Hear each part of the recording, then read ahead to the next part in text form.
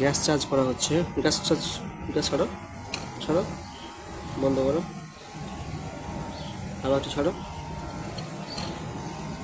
বন্ধ করো। সাকশন লাইনে গ্যাস ছাড়ার মধ্যে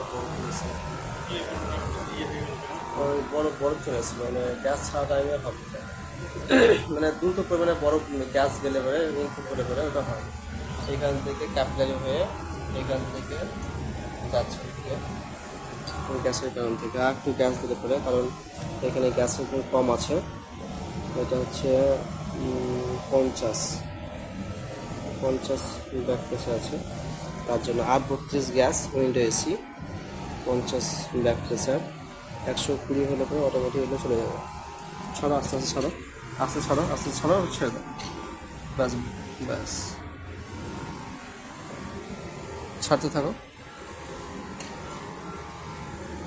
ব্যাস, দেখো এগুলো চলে যাবে।